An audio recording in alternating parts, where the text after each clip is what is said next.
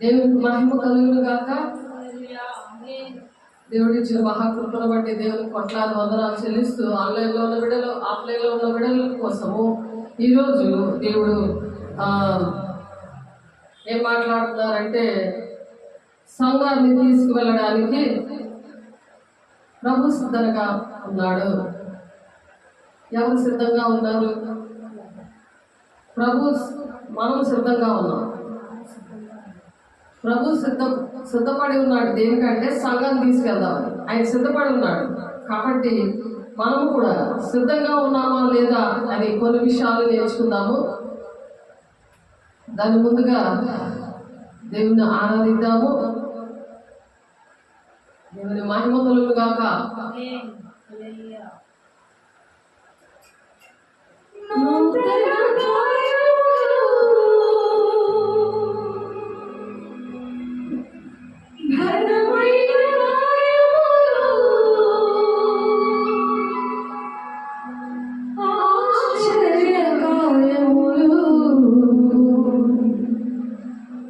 అంతులేని కార్యములు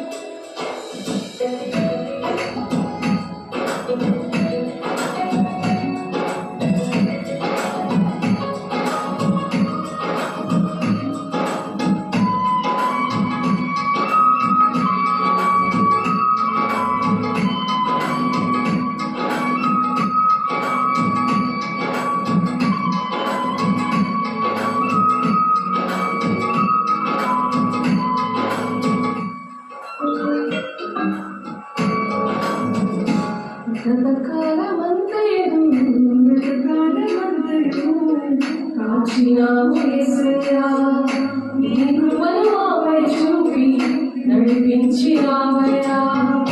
గతకాలమంతయు కాచినావు యేసయ్యా, నీ కృపను మాపై చూపి నడిపించినావయ్యా.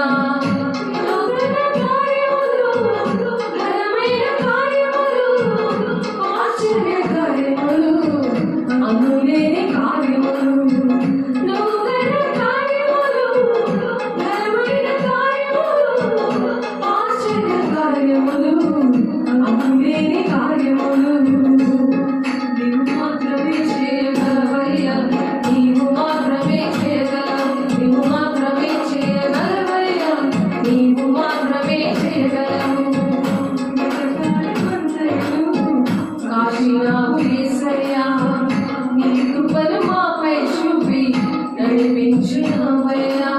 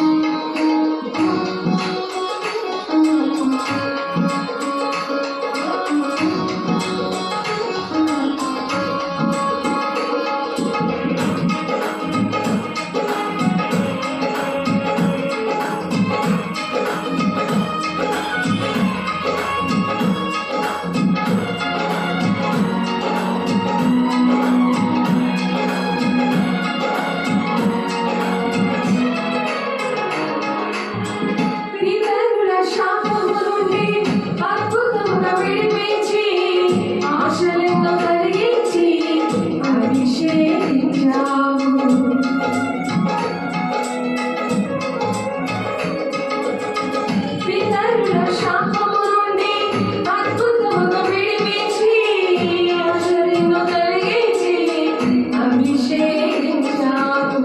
వేయి కరముల వరకు కృప చూపించుచు నడిపించు దైవం నీవే యేసయ్యా.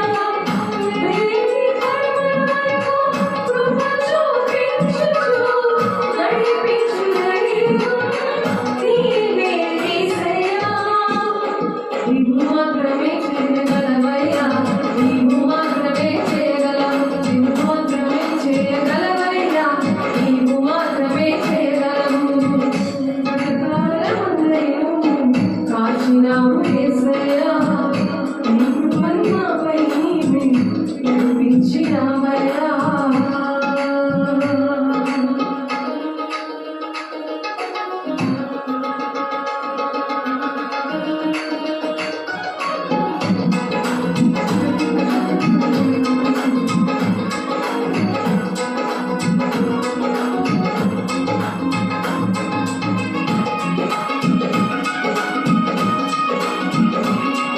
జరగని ఆనందంతో, వీడని ఆనందంతో దినదినము నన్ను సంధిస్తున్న దేవా నీకు వందనాలు.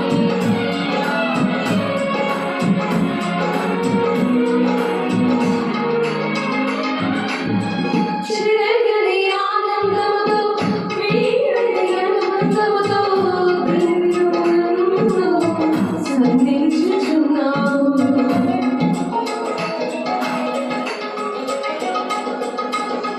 చిరగని ఆనందముతో వీడని అనుబంధముతో దినదినము సంధించుచున్నావు. మహిమ నుండి మహిమ మహిమకు నడిపించు దైవం నీవే యేసయ్యా. మహిమ నుండి మహిమ మహిమకు నడిపించు దైవం నీవే యేసయ్యా. నీవు మాత్రమే చేయగలవయ్యా, నీవు మాత్రమే చేయగలవు, నీవు మాత్రమే చేయగలవయ్యా, నీవు మాత్రమే చేయగలవు. ఆశ్చర్యకార్యములు, అద్భుత కార్యములు, నూతన కార్యములు, అద్భుత కార్యములు, ఆశ్చర్యకార్యములు, అంతులేని కార్యములు. నీవు మాత్రమే చేయగలవయ్యా, నీవు మాత్రమే చేయగలవు, నీవు మాత్రమే చేయగలవయ్యా, నీవు మాత్రమే చేయగలవు, నీవు మాత్రమే చేయగలవయ్యా, నీవు మాత్రమే చేయగలవు, నీవు మాత్రమే చేయగలవయ్యా, నీవు మాత్రమే చేయగలవు, నీవు మాత్రమే చేయగలవయ్యా, నీవు మాత్రమే చేయగలవు, నీవు మాత్రమే చేయగలవయ్యా, నీవు మాత్రమే చేయగలవు, నీవు మాత్రమే చేయగలవయ్యా, నీవు మాత్రమే చేయగలవయ్యా, నీవు మాత్రమే చేయగలవు. దేవునికి మహిమ కలుగును గాక. దేవుని రాజ్యానికి మనం వెళ్ళాలంటే ఆయన ఒక్కడే చేయగలడు. ఒకడు సన్మార్గములో నడుచుట నరుడి వశములో లేదు, దేవుని వశంలో ఉంది అని వాక్యం చెప్తుంది. కాబట్టి మరి నూతన కార్యము, ఘనమైన కార్యము, ఆశ్చర్య కార్యము, అంతులేని కార్యాలు చేయాలంటే మన జీవితాల్లో అది నూతన హృదయం అనేది దేవుడు ప్రతి ఒక్కరికి ఇవ్వాలి కాక. అందుకే పెళ్లి కుమార్తె సంఘాన్ని సిద్ధపరచడానికి దేవుడు ఈ రోజు వచ్చున్నారు మన మంచికి. కాబట్టి ప్రతి ఒక్కరు కూడా జాగ్రత్తగా వినండి, రాసుకోండి, వాక్యాన్ని ధ్యానించండి, దేవుని దగ్గర దిద్దుబాటు చేసుకోండి. వాక్యం అనే ఉదక స్నానంలో ఆయన సిద్ధంగా ఉన్నాడు మనల్ని తీసుకెళ్ళడానికి. అది వాక్యం యొక్క అంశం. ఆయన సిద్ధంగా ఉన్నాడు. నువ్వు నేను సిద్ధంగా ఉన్నామా అని ప్రతిదినము మనం పరీక్షించుకోవాలి. ఎందుకంటే రాకడ సూచనలు ప్రతిదీ జరుగుతూ వస్తున్నాయి. ప్రవచనాలన్నీ నెరవేర్పు కాలంలో మనం ఉన్నాం, అంచె దినాల్లో మనం ఉన్నాం. కాబట్టి ఎవరైతే దేవుని మాట వింటారో అప్పుడు యెహోవా వశంలోనికి వస్తాం. మనుషుల వశంలోకి వెళ్ళిపోయి, సాతాను వశంలోకి వెళ్ళిపోయి, మనుష్యాత్మతో, లౌకికాత్మతో, బ్రహ్మపత్యాత్మతో, అపవిత్రాత్మతో ఉంటే ఉంటే దేవుని రాజ్యానికి వెళ్ళలేము. కాబట్టి మొదటి కొరింథీ 2వ అధ్యాయంలో 9వ వచనం నుండి దేవుడు మాట్లాడుతారు ఏంటంటే, దేవుని పిల్లలు తనను ప్రేమించే వారికి ఏవి సిద్ధపరచనో అవి కంటికి కనబడలేదు, చెవికి వినపడలేదు, అది హృదయానికి గోచరము కాలేదు అని ఉంది. ఎవరైతే దేవుని ఆత్మతో ఉన్నారో వాళ్ళకి గోచరం అవుతుందంట. అవి ఏంటంటే ఆ విషయాలు మనం ఇప్పుడు నేర్చుకుంటున్నాం. కాబట్టి దేవుడు సిద్ధంగా ఉన్నాడు అనడానికి రుజువు ఏమిటంటే, మొత్తం 24వ అధ్యాయంలో 32వ వచనంలో ఉంది. అంజూరపు చెట్టును చూచి ఒక ఉపమానము నేర్చుకుని, అంజూరపు కొమ్మ లేకదే చిగురించినప్పుడు వసంతకాలము ఇంకా సమీపంగా ఉన్నదని మీకు తెలియను. మొక్కకి చెట్టుకి చిగురు వస్తుందంటే ఆ చిగురు లేత ఎర్రని రంగులోని లేత గ్రీన్ కలర్లో కలిపి ఉంటది. అంటే వసంతకాలం వచ్చిందని తెలుస్తుంది. అలాగే ఆ దేవుని రాకడ సూచనలు కూడా అలాగే తెలుస్తాయి అని సూచనగా ఆ మాట చెప్తున్నారు ఉపమాన భావంలో. ఆ ప్రకారమే మీరు ఈ సంగతులని జరుగుతూ చూసినప్పుడు ఆయన సమీపముగానే ద్వారం యొద్దనే ఉన్నాడని మీరు తెలుసుకొని ద్వారం దగ్గర ఉన్న వాళ్ళు ఒక అడుగు వేయడానికి ఎంత టైం పడుతుంది, ఆయన ఎందుకు ఆలస్యం చేస్తున్నాడు అనంటే, మనం నేర్చుకున్నాము 2 పేతురు గ్రంథంలో 2 పేతురు 3వ అధ్యాయం 9వ వచనం. ఎందుకు ఆలస్యం చేస్తున్నాడు, ఎప్పుడో చెప్తున్నారు వేసే వస్తారని అని. చాలా మంది ఆలస్యం అవుతుందని, చాలా మంది ఇంకా టైం ఉందని, చాలా మంది ఆయన వచ్చేసాడు కదా మరి ఇంకా రాడని ఇలా ఉంటున్నారు. సాతానుడు మనుష్యాత్మతో, లౌకికాత్మతో, అపవిత్రాత్మతో, బ్రహ్మత్య ఆత్మతో ఉండి అలా మాట్లాడుతున్నారు. కానీ దేవుని సంగతులు దేవుని ఆత్మకే తెలుస్తాయని మొదటి కొరింథీ 2వ అధ్యాయం కింద వచనాలలో ఇందాక చెప్పిన 9వ వచనం దగ్గర నుండి కింద వచనాలు చదివితే అక్కడ ఉన్నది. కాబట్టి ఇక్కడ అంజూరపు చెట్టు అనేది ఒక ఉపమానం నేర్చుకోవడానికి, అంటే ఉపమానం అంటే ఒక సూచన. ఎలాగైతే మనకు అర్థమవుతుందో, మనకు అంజూరపు చెట్టు కానీ ఏ చెట్టు కానీ చిగురించినప్పుడు వసంతకాలం ఎలాగొచ్చిందని తెలుస్తుందో, అదే విధంగా ఆ ప్రకారమే మీరు ఈ సంగతులన్నీ చూచినప్పుడు దేవుని రాకడ సూచనలు ఇవన్నీ జరుగుతున్నప్పుడు తెలుస్తుందంట. ఆకాశము భూమి గతించిపోతుంది కానీ నా మాటలు ఏమాత్రము గతించదు అంటున్నాడు. ఎందుకంటే సృష్టికర్త అయిన దేవుడు ఒక వ్యాలిడిటీ అనేది ఇచ్చాడు భూగోళానికి.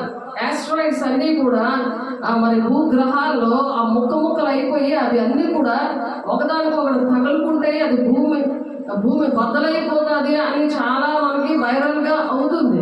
కానీ అది అవ్వదు అని అనుకుంటున్నారు. ఇదిగో ఈ డేట్ ఆ డేట్ అని అంటున్నారు. కానీ భూగ్రహాన్ని చేసిన దేవుడికే తెలుస్తుంది, సృష్టి చేసిన దేవుడికే తెలుస్తుంది. ఆ విషయాలు ఆకాశము భూమి గతించదు కానీ నా మాటలు ఎంత మాత్రమో గతించవు అని దేవుడు మనతో మాట్లాడుతున్నారు. అయితే ఆ దినమును గూర్చి, ఆ గడియను గూర్చి ఏ మనుష్యుడు పరలోకమందరి దేవదూతలకైనను దేవదూతలైనను కుమారుడైనను ఎరుగడు. కుమారుడంటే యేసయ్యకు కూడా తెలియదు, దేవదూతలకు కూడా తెలియదు, ఏ మనుషుడు కూడా తెలియదు. అలా డేట్ ఇస్తున్నారు కానీ ఎవరికి తెలుస్తుంది అంటే ఓన్లీ తండ్రి అయిన దేవుడికి మాత్రమే తెలుస్తుందట. దేవుని స్తోత్రం. దాని సూచనలు ఏమిటి అంటే, నోవహు దినాల్లో ఎలా జరిగింది, నోవహు దినముల్లో ఎలా ఉండదో మనుష్య కుమారుడు రాకడ కూడా అలాగే ఉంటుంది అని చెప్తున్నారు. జల ప్రళయం వచ్చి అందరినీ కొట్టుకొని పోవు వరకు ఎరుగకపోయిరి అని. ఎప్పుడు జల ప్రళయం, ఇప్పుడు అమెరికాలోని మరి పాకిస్తాన్ మరి ఇంకా అనేకమైన దేశాల్లో జల ప్రళయం అనేది చాలా దారుణంగా బిల్డింగ్లు, మనుషులు, కార్లు అన్నీ కూడా కొట్టుకుపోతున్న పరిస్థితులు, భూకంపాలు వస్తాయి. రాజ్యం మీద రాజ్యము దండెత్తుకొని వస్తుందని మత్తయి 24వ అధ్యాయంలోనే ఉంది. కాబట్టి ఆ కాలం మంది ఇద్దరు పొలంలో ఉంటారట. ఒకడు తీసుకొని పోబడతారు, ఒకడు విడిచిపెట్టబడతారు. ఎందుకంటే వేసే ద్వారం దగ్గర ఉన్నారని చెప్తున్నా సరే దేవుడు ఇంకా రాడులే, ఇంకా మన ఇష్టం వచ్చినట్టు ఉండొచ్చు అని చెప్పి చాలా మంది అలా అనుకుంటున్నారని ఇప్పుడు 2 పేతురు 3వ అధ్యాయంలోని 9వ వచనంలో ఉంది. ఆ మాట మనం చదువుకున్నాం. మరొకసారి చూద్దాం. కొందరు ఆలస్యం ఎంచుకున్నట్టు ప్రభు తన వాగ్దానం గురించి గురించి ఆలస్యం చేయవాడు కాడు గాని ఎవడును నశింపవల్లని ఇచ్చయింపగా. ఎవరు కూడా నశించుకోవాలని దేవుడికి ఇష్టం లేదు. అందరూ కూడా దేవుని రాజ్యంలో దేవునితో యుగగాలు ఉండాలని ఇష్టపడుతున్నాడు. కాబట్టి దేవుని ఆత్మ ఉన్నవాళ్ళు, దేవుని రాకడ సూచనలు అర్థమవుతున్న వాళ్ళు, ప్రవచనాలు నెరవేరుతున్నాయి అని తెలుసుకుంటున్న వాళ్ళు, వాక్యం బాగా అర్థమవుతున్న బిడ్డలు ఏంటంటే వాళ్ళ ఇంటి వాళ్ళని, వాళ్ళ సంఘాన్ని, దేశాన్ని కాపాడుకోవలసిన బాధ్యత దేవుడు వారికి ఇచ్చి ఉన్నారు. అందుకే మరి పౌలు గారు చెప్తారు, తిమోతి పత్రికలో చెప్తారు, సంపూర్ణమైన భక్తి, మాన్యతైన భక్తి కలిగి ఉండి ప్రతి ఒక్కరు కూడా ప్రతి మనుష్యుల కోసం కూడా మీరు ప్రార్థన చేయండి, రాజుల కోసం మీరు ప్రార్థన చేయండి. ఎందుకంటే మీరు నెమ్మదిగా సుఖంగా బ్రతకాలి అంటే ఇది దేవుని దృష్టికి అనుకూలమైనది అని చెప్తున్నారు. కాబట్టి దేశం బాగుంటే, ప్రపంచం బాగుంటే, మన కుటుంబం బాగుంటే, సంఘాలు బాగుంటే దేవుడు ఇష్టపడి అలా బాగుండాలని ఇష్టపడి దేవుని బిడ్డలతో మాట్లాడుతున్నారు. ఎవరైతే సిద్ధపడి ఉన్నారో నేను కూడా సిద్ధంగా ఉన్నాను అని చెప్పి ఆయన మాట్లాడుతున్నాడు. ఆ దినమట ఎలా వస్తుందట, కొందరు ఆలస్యమని ఎంచుకున్నట్లు ప్రభు తన వాగ్దానం గురించి, వాగ్దానం అంటే పరలోక రాజ్యాన్ని వెళ్ళడానికి, ఈ భూగోళం యొక్క వ్యాలిడిటీ అయిపోతుంది. ఒక బ్రిడ్జి కట్టామంటే అది కొన్ని రోజులే పనిచేసిన తర్వాత కూలిపోతుంది అంటారు. అలాగే 5 సంవత్సరాల వరకు కుక్కర్కి ఐఎస్ఐ మార్క్ పెట్టి అది దాని తర్వాత వ్యాలిడే అయిపోతే మేమేం చేయలేమండి, 5 సంవత్సరాలు కూడా మేము దానికి ఏం జరిగినా మేమే బాధ్యులము అని చెప్పి వారంటీ కార్డు ఇస్తారు 5 సంవత్సరాలకి. అలాగే వారంటీగా దేవుడు కూడా భూమికి వారంటీ కార్డుల వారంటీ ఇచ్చాడు. దాని వ్యాలిడిటీ అయిపోతుంది. దేవుడు బిడ్డ నువ్వు సిద్ధపడతావా అని దేవుడు అడుగుతున్నాడు ప్రేమతో. ఎందుకంటే ప్రభు తన వాగ్దానం గురించి ఆలస్యం చేయవాడు కాడు. తన వాగ్దానం అంటే దేవుడు బిడ్డలతో ఉండాలని ఇష్టపడిన వాడు.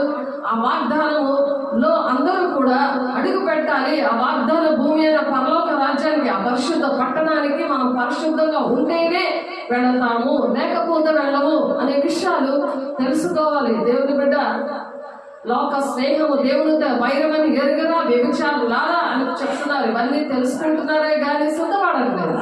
అవి అలాగే జరుగుతాయిలే, ఇదిగో ఈరోజు ఎండ వచ్చింది, రేపు వాన వస్తుంది, అలాగే అవుతుందిలే అనుకుంటున్నారు. దేవుడు ఎంతో మంది కన్నీరుని చూసి మనుషులందరి కోసం ప్రార్థన చేసినప్పుడు ఈ ఎండ, ఈ సృష్టి మరి అది గర్జించకుండా దేవుడు ఆ భాష లేని ప్రకృతి ప్రార్థన చేసినప్పుడు మరి దేవుని పిల్లలు ఆత్మతో సత్యంతో ఆరాధిస్తున్న పిల్లలు, దేవుని ఆత్మతో ఉన్న పిల్లలు మరి దేవుని ఉగ్రత రాకూడదు ఎవరి మీదకి అని ప్రార్థన చేస్తుంటే ఇలా మనం బ్రతికున్నాం. ఇలా మనల్ని సుఖశాంతులతో దేవుడు ఇలా ఉంచారు. దాన్ని బట్టి దేవుడికి కోట్లాది వందనాలు. కృప ద్వారానే మనం రక్షించబడ్డ, మనకి ఏమీ అర్హత లేదు. ఆయన రక్తం ద్వారా మనం కొనుక్కున్నాడు. ఆ రక్తం ద్వారా మనకు పాప క్షమాపణ ఇచ్చాడు. ఆ పితరుల దోషం మన మీదకి రాకుండా దేవుడు మనల్ని అభిషేకించాడు. అది ఎంత భాగ్యము! 1000 తరాల వరకు దీవెనకరంగా ఉంచేలాగా దేవుడు ఇష్టపడ్డాడు. ఆయన ఆశపడ్డాడు. దేవుని రాజ్యాన్ని అతనితో కూడా దేవుని రాజ్యంలో యుగంగా ఉండాలని ఆ వాగ్దానం గురించి ఆలస్యం చేయట్లేదట. కానీ ఎవడనో నశింపవల్లని ఇచ్చయింపక. ఇష్టం లేదానికి, ఆయనకి ఇష్టమేమో దేవుడు ఎందుకు ఇలా చేసేస్తున్నాడు, ఎందుకు ఇలా ఉగ్రత వచ్చేస్తుంది, ఇదేంటి దేవుడు ఎందుకు ఇలా నాశనం చేస్తున్నాడు అనుకుంటున్నారు. కానీ వ్యాలిడిటీ అయిపోతుంది, అందుకు అలా జరుగుతుంది. అది గమనించాలి. అందరూ మారు మనసు పొందవాలని కోరొచ్చు, మీ ఎడల దీర్ఘ శాంతము గలవాడై ఉన్నాడు. అందరూ మారు మనసు పొందుకోవాలి. పాపము నుండి, శాపము నుండి విడుదల పొందుకోవాలి. దేవుని బిడ్డలుగా తయారవ్వాలి. మంచి వారిగా, అందరి మేలు కోరుకునే వారిగా, మతం కులం భేదం లేకుండా ప్రేమ కలిగి సుఖశాంతులతో ఉండాలని దేవుడు ఈ మాటలు చెప్తున్నారు. దేవుని బిడ్డ ఆ రోజు ఎలా ఉంటుందంట, ఆ కాలం 2 పొలంలో ఉండేవారు, ఒకడు తీసుకొని పోబడతాడు, ఒకడు విడిచిపెట్టబడతారు. 2 స్త్రీలు తిరగలి విసురుస్తుంటారంట.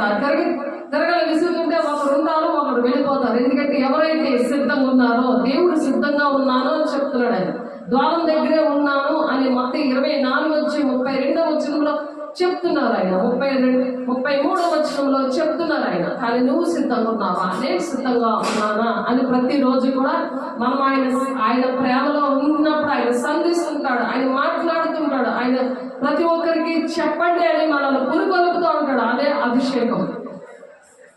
నా రాజ్యమే నేను కట్టుకుంటాను, నా భోజనమే నేను తింటాను, నేను ఇల్లు నేను నోవాహు దినాల్లో నేను పెళ్లిళ్ళు చేయాలి, ఈ బాధలు కాదు. అవన్నీ జరుగుతాయి, కానీ మొదట నీతిని రాజ్యాన్ని వెతకమని అందుకే దేవుడు చెప్తున్నారు. నోవాహు దినాల్లో ఎవరైతే అలాగే నోవాహు గారు చెప్తుంటే ఎవరు కూడా మాట వినలేదు, వేళాకోళం చేశారు. అయ్యా ఇక్కడ ఇంత ఎత్తు వాడ కడుతున్నావు, ఇక్కడ ఎక్కడ వాటర్ వస్తుంది అని 40 రాత్రులు 40 పగళ్ళు అంత వర్షం వచ్చినప్పుడు అది అందులో ఓన్లీ నోవాహు గారి కుటుంబం మాత్రమే అక్కడ ఉంది. అది దాని వ్యాలిడిటీ అయిపోయింది. దేవుని ఉగ్రత వచ్చింది, ప్రకృతి గర్జించింది. వెంటనే మొత్తం అంతా కూడా మరి మనుషులందరూ కూడా నాశనం అయిపోయారు. ఎవరైతే పాపంలో శాపంలో ఆ పిత్తల పాపంలో 3-4 తరాల వరకు తండ్రి దోషం కుమారుల మీద వచ్చిందో 1000 తరాల వరకు దీవెనకరంగా ఉండండి అని చెప్తుంటే వినలేదు. నోవాహు గారి మాట, దేవుడి మాట అవిధేయత చూపించారో ఆ దినాల్లో ఏ విధంగా అయితే జరిగిందో అలాగే ఇప్పుడు కూడా అలాగే అవుతుంది. రాకడ సూచనలు ఇలా ఉంటాయి. అంచె దినాల్లో అనేకుల ప్రేమ చల్లారిపోతుంది. అందుకని మనం వార్తలు వింటున్నాం కదా, తండ్రిని చంపాడని, లేకపోతే తండ్రిని చంపేశాడు, పిల్లలు తల్లిదండ్రులు చంపేశారని, మరి అదే వ్యభిచారం కేసులు ఇవన్నీ కూడా దోచుకోవడము, ఆస్తి కోసం చంపేయడము, ఇలాంటివంటి ఏంటంటే మరి ఆ దినాల్లో అవే జరిగాయి. ఇప్పుడు కూడా అవే జరుగుతున్నాయి. అవే రాకడ సూచనలు. ఏ జామున దొంగ వచ్చునో ఇంటి యజమానికి తెలిసి ఉండిన ఎడల అతడు మెలుగుగా ఉండి తన ఇంటికి కన్నము వేయనీయడని మీరు ఎరుగుదురు. దొంగ ఏ విధంగా వస్తాడో అప్పుడు మనకు తెలియదు కదా. మనం ఎలాగైతే మెలుగుగా ఉంటామో, ఇక్కడ దొంగలు తిరుగుతున్నారు అని ఎవరైనా చెప్తే ఎలా మెలుగుగా ఉంటామో అలాగే దేవుడు వచ్చినప్పుడు కూడా మనం సిద్ధంగా ఉంటాం. పరిశుద్ధంగా ఉండి ప్రతి ఒక్కరు కూడా అందరినీ సిద్ధపరుస్తాం. సార్వత్రిక సంఘాన్ని సిద్ధపరచడానికి కన్నీటి ప్రార్థన చేయాలి, మెలకు కలిగి ప్రార్థన చేయాలి. మీరు అనుకోని గడియలో అంటే మనకు తెలియదు కాబట్టి మనం అనుకోము. అలాంటి గడియలో మనుష్య కుమారుడు వచ్చును కనుకనే మీరు సిద్ధంగా ఉండండి. అందుకే సిద్ధంగా ఉంటాడు. దేవుడు సిద్ధంగా ఉన్నాడంట మనం తీసుకెళ్ళడానికి. ఎందుకంటే వ్యాలిడిటీ అయిపోతే అగ్ని మరి ఆకాశం భూమి గతించిపోతాయి. మహాబేండ్రముతో మరి ఆ దేవుని ఉగ్రత వచ్చేస్తుంది. అది ప్రకటన 22వ అధ్యాయంలో చదువుతూ ఉంటుంది. క్రొత్త ఆకాశం క్రొత్త భూమి వచ్చేస్తుంది. ఈ పాత ఆకాశం పాదము పరిగెడుతుందని ఉన్నది, గతించిపోతాయి ఉన్నది. కాబట్టి అటువంటి పరిస్థితి సిద్ధపడిన బిడ్డలకి ఉండకూడదు అనే రహస్య రాకడలో ఆ సంఘాన్ని తీసుకెళ్ళడానికి దేవుడు వ్యాలిడిటీ భూగ్రహానికి అయిపోతుందని ఆయన తీసుకెళ్ళడానికి వస్తున్నాడు. దేవుని బిడ్డ సిద్ధంగా ఉన్నావా? దేవుడు అడుగుతున్నాడు. కాబట్టి యజమానుడు తన ఇంటి వారికి తగిన వేళ అన్నము పెట్టినకు వారి పైన ఉంచిన నమ్మకమైన వాడును. బుద్ధిమంతుడైన దాసుడవడు. బుద్ధిమంతుడైన దాసుడు ఏం చేస్తాడంటే సేవకుడు తగిన టైంలో అన్నం పెడతాడు. అంటే వాక్యం పెట్టి శుద్ధపరుస్తాడు. వాక్యం ద్వారా సరి చేసుకుంటాడు. వాక్యం ద్వారా అపోస్తులు 2:42 ప్రకారం ప్రార్థనలు సావాసమందు రొట్టెగిచ్చడం ఎడతెక్కకుండా ఉన్నప్పుడు నీవు ఇవన్నీ కూడా నేను పరిశుద్ధపరిచి ఆ కృపా సింహాసనం దగ్గర మరి విమర్శించుకుంటూ ఆ బలారాధన మరి తీసుకోవాలి, దిద్దుబాటు చేసుకోవాలి. తీర్పు పొందకపోదురు అని అందుకే ఉంది. బిడ్డ విసుక్కుంటారు. రోజు తీసుకోవాలా? నెలకు ఒకసారి కదా, సంవత్సరానికి ఒకసారి కదా. అమ్మో తీసుకుంటే ఏంటవుతుందో, నేను అర్హత లేకుండా తీసుకుంటే అలాగవుతుంది. ఈ పాపాన్ని నేను విడిచిపెట్టలేను, ఈ కోరికలన్నీ పక్కన పెట్టలేను.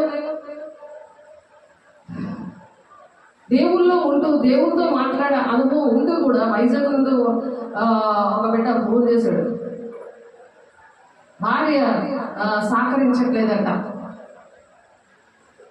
కాబట్టి ఇంకొక అమ్మాయిని చేసుకుందామని ఇంకొక అమ్మాయితో ఫ్రెండ్షిప్ చేశాడు. దేవుని బిడ్డే, ఎవరికి చెప్పకండి అని చెప్పి నేను ఆయన నడిపిస్తున్నాను. కాబట్టి తల్లిలాగా నేను నడిపిస్తున్నాను. కానీ చిన్నదాన్ని అయినా సరే దేవుడు సేవకులకి బుద్ధిమంతుడైన దాసుడికి దేవుడు చెప్పిస్తాడు. అలాంటి మాటలు చెప్పలేరు కదా. ఏం చేయమంటారు? నాకు ప్రార్థన పోయింది, అప్పులు వచ్చేసాయి, ఉద్యోగం కావాలంటే మీకు ఉద్యోగం వస్తుంది, ప్రార్థన చేస్తారంటే ఉద్యోగం వచ్చింది, 15,000 వస్తుంది. అది కాకుండా భార్య ఏమొచ్చి దేనికి సహకరించట్లేదని ఆమెకు అన్ని సహకరిస్తున్నాడు, ఆమెను ప్రేమిస్తున్నాడు, ఆమె కావాలని కోరుకుంటాడు, శరీర కోరికలు కావాలంటాడు. భార్య కలిగి ఉండి కూడా భార్య లేకుండా మీరు జీవించండి అని పౌలు గారు చెప్తున్నారు. అది కూడా మీకు ఇష్టమే, మీ ఇష్టమే అని వదిలేశాడు ఆయన. ఆయన చేశాడు, నేను క్రీస్తు పోలు నడుస్తున్నాను, మీరు నన్ను పోలు నడవండి అని చెప్తున్నాడు. మరి అందుకే లోక స్నేహంతో ఉన్నప్పుడు, లోకానుసారంగా ఉంటున్నప్పుడు, అభిషేకం లేనప్పుడు, పరిశుద్ధాత్మ దేవుడు లేనప్పుడు, పితరుల పాపాలు మరి పాలైనప్పుడు ఆ పాపాల నుండి విడిపించేది దేవుడు మాత్రమే, ఎవరు కూడా లేదు. నీవు మాత్రమే చేయగలవయ్యా అని మనం ఎందుకు పాడుతున్నాము? ఆయన ఒక్కడే చేస్తాడు పాపం నుండి, దోషం నుండి, అతిక్రమాల నుండి విడిపించే దేవుడు, గొప్ప దేవుడు, శక్తిమంతుడిని కలిగి ఉన్నాము బట్టి ఎంతో కృతజ్ఞత కలిగి దేవుని ప్రేమించాలి. దేవునితో మనము మాట్లాడుకోవాలి. ప్రతి విషయం కూడా దేవుని అడగాలి, దేవా నీకు ఇష్టం లేదు తీసేయి అంటే తీసేస్తాడు. నువ్వు బానిసైపోయి పని లేదు. దేనికోసం కూడా సెల్ ఫోన్గా, మనుషులుగా, దేవుడిగా, డబ్బుగా, దేనికి బానిసైపోతున్నాం? ఏవి మనతో రావు. బ్యాటరీతో లైవ్ అయిపోయే దినాల్లో ఉన్నాం. కాబట్టి 2 పేతురు 3:10 అయితే ప్రభు దినము దొంగ వచ్చినట్లు వచ్చిన ఆ దినము ఆకాశము మహాబలితో గతించిపోవును, పంచభూతంలో వెంకటమైన బ్యాండ్రంతో లైవ్ అయిపోవును, భూమి దాని మీద ఉన్న కృత్యములన్నీ కాలిపోవును అంటున్నాడు. ఏడు సంపాదించుకుంటావు? మనుషులు కావాలా నీకు? నువ్వు దేవుని రాజ్యానికి రావా? నువ్వు వచ్చి నీ ఇంట్లో ప్రేమిస్తే ఆ చెత్త ప్రేమతో కాదు ప్రేమించవలసింది, దేవుని ప్రేమతో ప్రేమించు. దేవుని ఆత్మను పొందుకో. దేవుడు అభిషేకించాడు. అందుకే కొన్ని రోజులు నీ అవసరాల కోసం ప్రార్థన చేసిన తర్వాత నీ ఇష్టం వచ్చినట్టు బ్రతుకుదామంటే కుదరదు. ఒక్కొక్క ఒక వంకరే కక్కిందని తింటారని ఒక్కొక్కరని వదిలేస్తున్నాడు చాలా మందిని. దేవుడే విసిగిపోతున్న మరి సేవకుల పరిస్థితి ఏంటి ఆలోచించండి.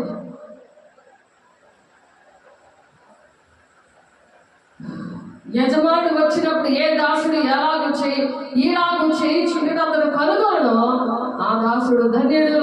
యజమానుడు అంటే తండ్రి దేవుడు వచ్చినప్పుడు దేవునికి ఇష్టంగా ఎవరైతే నడుస్తున్నారో వాళ్ళు చాలా ధన్యత్వం పొందుకుంటారు. ఆ ధన్యత్వం ఏంటి?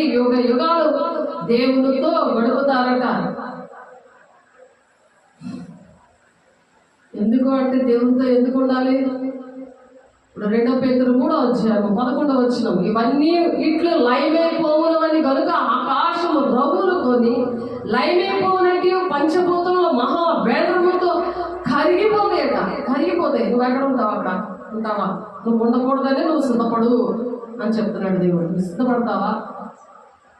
ఇంకా ఇంట్లో అన్నీ నా రాజ్యం కట్టుకుందాము, పిల్లలకు పెళ్ళిళ్ళు చేయాలి, ఎంత డబ్బు సంపాదించాలని ఆలోచిస్తున్నావా? నువ్వు సిద్ధపడు. దేవుడు ప్రతి విషయంలో సహాయపడతాడు. దేవుడు బిడ్డ పొలం అమ్మడవలేదు, అప్పులతో ఉన్నాను బాధపడుతున్నావా? భక్తిహీనులు అప్పు చేసి తీర్చకుందురా అన్నది వాక్యం. నీతిమంతులు దాక్షిణ్యం కలిగి అప్పిస్తారని ఉంది. నీతిమంతులు ఇల్లు ధననిధి అని ఉంది. మరి సామెతలు 8:21 ఆయన ఆజ్ఞలు ప్రేమించమని ఆస్తికర్తలుగా చేస్తారని ఉన్నది. మరి దేవుని ప్రేమించడం అంటే ఏంటి? ఆయన ఆజ్ఞలు వైకుంఠమే ఆయన ప్రేమించడం అని ఉంది. ఆజ్ఞాతిక్రమమే పాపం అని ఉంది. ఏదో పెద్ద పాపం చేసి అక్కర్లేదు. ఆయన మాట వినకపోవడమే పాపం. ఎందుకంటే పాపము ఆజ్ఞ వినకపోతే పాపం వస్తుంది. ఆ పాపాన్ని బట్టి పాపానికి జీతం మరణం. దానివల్లే అనారోగ్యాలు వస్తున్నాయి. బీపీలు, షుగర్లు, హార్ట్ పేషెంట్లు ఇవన్నీ ఎందుకు వస్తున్నాయి? హాస్పిటల్ ఎందుకు నిండిపోతుంది? ఎందుకు ఆ వేదనకు అవన్నీ చెప్పకుండా హాస్పిటల్లో ఉన్న వాళ్ళ కోసం ప్రార్థన చేయండి అంటారు. వాళ్ళకి వెళ్ళి సువార్త ఆ విధంగా ప్రకటన చేయాలి. అనారోగ్యం ఎందుకు వచ్చిందో సరి చేస్తున్నప్పుడు దేవుడు చేస్తాడు. పాలు తాగి పిల్లల్ని ఎత్తుకుంటాం కానీ పెద్ద ఎంత ఎదిగిపోయిన వాళ్ళు ఎత్తుకోం కదా, అని చెప్పాలి. చిన్నపిల్లలకైతే తెలియదు. తల్లిదండ్రుల పాపం ఆ పిల్లలు ఒడిలో పోస్తూ ఉంటాడు. 22:18 ప్రకారం వాళ్ళకి ప్రార్థన చేసేది డైరెక్ట్గా ఎవరికి ప్రార్థన చేయాలో, ఎవరికి సరి చేసుకోమని చెప్పి సరి చేసుకుంటే నీకు విడుదల వస్తుందని చెప్పాలో తెలియలేని పరిస్థితిలో ఉన్నారు ప్రజలు. అంతకోసం ప్రార్థన చేయడం అంటే అందరూ చంటి పిల్లలే. నువ్వు కాలం బట్టి చూస్తే బోధకుడిగా ఉండవలసి ఉండగా మొదటి మూల పాఠంలో ఒకడు మరలా నీకు బోధించవలసి వచ్చాడు.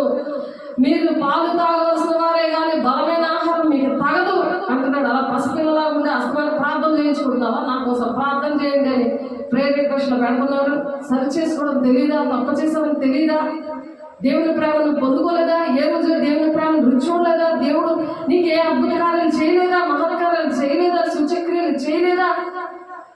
ఆలోచించు. ఆ ఏ తప్పు వల్ల అలాగ జరిగిందో ఏది అది దేవునికి నీకు తెలుసు కాబట్టి దేవుని పాదాలు పట్టేసుకోవాలి. ప్రార్థన చేసుకున్నప్పుడు ఎవరిని అడుగుకొని పని లేదు. వాళ్ళ ప్రార్థన ఎలాగో వాళ్ళు చేసేస్తారు, కానీ ఆమెకి పనిష్మెంట్ వస్తుంది, నీకు పనిష్మెంట్ వస్తుంది. ఇద్దరు పాడైపోతారు కదా, రెండు కుటుంబాలు పాడైపోతాయి కదా, సేవ పాడైపోతుంది, కుటుంబాలు పాడైపోతాయి కదా. అందుకే భక్తిహీనులు కుడి పక్కన ఉందంటే సాతాను అలా ప్రార్థన చేస్తాడట. ఆ ప్రార్థన పాపమైపోతుందని మరి 109వ కీర్తన 2:6 వచనంలో చెప్తున్నారు. మనం ఎటువంటి ప్రార్థనలు చేస్తాం దేవుని బిడ్డ? దేవుని దినపు రాకడ కొరకు కనిపెట్టించు, దాని ఆశతో అపేక్షించు, మీరు పరిశుద్ధమైన ప్రవర్తనతోనూ భక్తితోనూ ఎంత జాగ్రత్త గలవారై ఉండవలను అంటున్నాడు ఆయన. జాగ్రత్త కలిగి ఉండాలి. దేవుడు మాటలు, దేవుని పని, దేవునికి ఇష్టమైనగా మనం నడవాలి. ఇష్టం వచ్చిన ప్రార్థన చేసేయడము, ఇష్టం వచ్చిన దగ్గరికి వెళ్ళిపోవడం కాదు. వాక్యం చూసుకోవాలి. దేవుడు ఏం చెప్తున్నారు, నువ్వేం చేస్తున్నావు, ఎక్కడికి వెళ్ళమన్నారు, ఎక్కడికి వెళ్తున్నావు, ఏం చేస్తున్నావు, నీ టైంపాస్ చేస్తున్నావా, సెల్ ఫోన్ తోటి, పిల్లలతోటి, కుటుంబంతో నీ రాజ్యం కట్టుకుంటున్నావా, వాళ్ళకి రక్షణ ఉందా, నీకు రక్షణ ఉందా, దేవుని పాదాల దగ్గర ఎంతసేపు గడుపుతుందో, దేవుడితో మాట్లాడే అనుభవం ఉందా, దేవుడు ఈరోజు ఏం మాట్లాడాడు, స్వరం ద్వారా మాట్లాడాడా, కళ్ళ ద్వారా దర్శనం ద్వారా మాట్లాడుకున్నాడా, వాక్యం ద్వారా మాట్లాడుకున్నాడా? ఆ బాధే లేదు అసలు.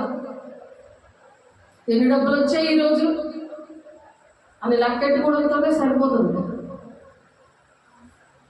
ఏం లేదు, ఎంత దేవుడు ఇచ్చినా సరే ఇంకా కావాలి అనే ఆశ, అన్నీ లైవ్ అయిపోతాయట. వాక్యం చూడండి, చదవండి, వినండి. చదువులేని వాళ్ళు, విజయలేని పామరులు ఎంత బాగా నమ్మారు యేసేని. వాళ్ళు ప్రాణాలతో సహా దేవుడికి అర్పించారు కదా. ఏంటి? అభిషేకం. దేవుడు ప్రేమించిన ప్రాణం తెగించేస్తారు. నువ్వు ఎవరైనా ప్రేమిస్తే నీ భార్య కోసం, నీ పిల్లల కోసం ప్రాణాలు తెగించేస్తున్నావే, మరి దేవుడు నీతో రారే, వాళ్ళ వల్ల నువ్వు వెళ్ళాలో దేవుడు రాజ్యానికి. మరి వాళ్ళని నువ్వు ప్రేమిస్తున్నప్పుడు ఏం చేయాలి? దేవుడు మాట వినాలి. నీ పిల్లల్ని, సంఘాన్ని, దేశాన్ని అందరినీ తీసుకెళ్ళడానికి ఆ పరిస్థితి, అటువంటి అభిషేకం ఉండాలి, అటువంటి వేదన, దుఃఖం, కన్నీరు ఉండాలి దేవుని బిడ్డ. ఆమేన్. కాబట్టి దేవుడు దినపు రాకడ కొరకు కనిపెట్టచ్చు, దాని ఆశతో అపేక్షించచ్చు. మీరు పరిశుద్ధమైన ప్రవర్తనతోనూ భక్తితోనూ ఎంతో జాగ్రత్త గలవారై ఉండవలను. అయినను మనం ఆయన వాగ్దానం బట్టి కొత్త ఆకాశముల కొరకును, కొత్త ఆకాశములు అని ఉంది అక్కడ వాక్యం చూడండి. కొత్త ఆకాశముల కొరకును, ఆకాశముల కొరకును, క్రొత్త భూమి కొరకును కనిపెట్టుచున్నాము, వాటి యందు నీతి నివసించును. ఈ కొత్తవి పాతగాటికి వ్యాలిడిటీ అయిపోయింది. మళ్ళీ కొత్త కావాలి. కొత్త సైకిల్ పోతే కొత్త కొనుక్కుంటావా, కొత్త బట్టలు పోతే కొత్త కొనుక్కుంటావు, వ్యాలిడిటీ అయిపోతాయి ఇంటికి. మరి దేవుడు సృష్టించిన సృష్టి కూడా గతించిపోతుంది, దానికి కూడా వ్యాలిడిటీ అయిపోతుంది. అందుకే ప్రకృతి గర్జిస్తుంది. పాపం శాపంలో ఉన్న వాళ్ళందరినీ విడిపించడానికి దేవుడు అంచె దినాల అందరి మీద కూడా ఆత్మను కుమ్మరిస్తున్నాడు. అపోస్తలులు 2:17 మతం, కులము, భేదం లేకుండా దేవుడు ఆత్మ కుమ్మరిస్తున్నాడు. బోధ విన్న వారందరి మీద కూడా దేవుడు ఆత్మను కుమ్మరించారు. అపోస్తలులు 10:44, 46, 47 వచనాల్లో ఉంది. మతం, కులం, భేదం లేకుండా దేవుడు ప్రాణం పెట్టాడు, అభిషేకిస్తున్నాడు. అంచె దినాల్లో దేవా నాలోనికి రండి, నన్ను అభిషేకించండి అంటే నూతనమైన మనసు, నూతన కార్యములు, ఆశ్చర్య కార్యములు, ఘనమైన కార్యములు, అంతులేని కార్యములు నీవు మాత్రమే చేయగలవయ్యా, నీవు మాత్రమే చేయగలవు. చూడండి, దేవుడు ఒక్కడే చేస్తాడు. దేవుడు పాదాలే మనం పట్టుకోవాలి. నూతనమైన జీవితం, నూతనమైన మనసు, నూతనమైన ఆత్మని మనం పొందుకోవాలి. దినము కూడా మన శరీరాన్ని ఎలా కడుక్కుంటున్నామో అలాగే ఆత్మను కూడా కడగాలి. అందుకే ఎడతెక్క పరిశుద్ధాత్మ దేవుని పొందుకోవడానికే చేసే శరీరము, రక్తము తీసుకుంటే యోహాను 6:53-55 వచనాల్లో ఉన్న ఆ గుణాలన్నీ వస్తాయి. అలా నిత్య జీవం మనం వెళ్తాం. నిత్య జీవానికి నడిపిస్తుంది. నిత్యము ఉండే రాజ్యమే వాగ్దాన భూమి, పరిశుద్ధ పట్టణం యెరూషలేము పట్టణం మరి కట్టడానికి దేవుడు సహాయం చేశాడు. ఆ రాకడ సూచనలు అదొకటి. భూకంపాలు, మరి కరువులు, మరి రాజ్యం మీదకి రాజ్యం దండెత్తుకు రావడం ఇవన్నీ జరుగుతున్నాయి. మరి ఇప్పటికైనా దేవునాత్మ పొందుకోవాలి కదా. పరిశుద్ధాత్మ దేవుడే తీసుకెళ్ళిపోవడానికి సిద్ధంగా ఉన్నాడు. పొందుకున్నావా నేను తీసుకెళ్తాడు. అటువంటి మిక్కటమైన బ్యాడ్రూమ్తో పంచభూతములు లైవ్ అయిపోతాయి. లైవ్ అయిపోయినప్పుడు నువ్వు పరిశుద్ధాత్మతో నింపబడకపోతే ఇక్కడ అందులో లైవ్ అయిపోతావు, ఉండిపోతావు. రహస్య రాకడ, బహిరంగ రాకడ. రెండవ రాకడలో రెండు ఉన్నాయి, రెండు పాటలు ఉన్నాయి. రహస్య రాకడలో ఇందాక చదివాం కదా, మత్తయి 24వ అధ్యాయంలో తిరగడ విసిరినప్పుడు ఒకరు ఉంటారు, ఒకరు వెళ్ళిపోతారు. కాబట్టి ఒకరుండి ఒకరు వెళ్ళిపోతారు. కాబట్టి ఎవరైతే సిద్ధపడ్డారో వాళ్ళు వెళ్ళిపోతారు. ఆ భూమి లైవ్ అయిపోతుంటది కదా, అది పంచవేంద్రముగా అలాగా లైవ్ అయిపోయినప్పుడు అది స్మాష్ అయిపోతుంది, ఫుల్గా అనుకుంటుంది. ఇప్పుడు ప్లాస్టిక్వి ఇవన్నీ కూడా అవంతా మళ్ళీ ఫుల్గా అది దాన్ని మళ్ళీ కొత్తది చేస్తారు కదా.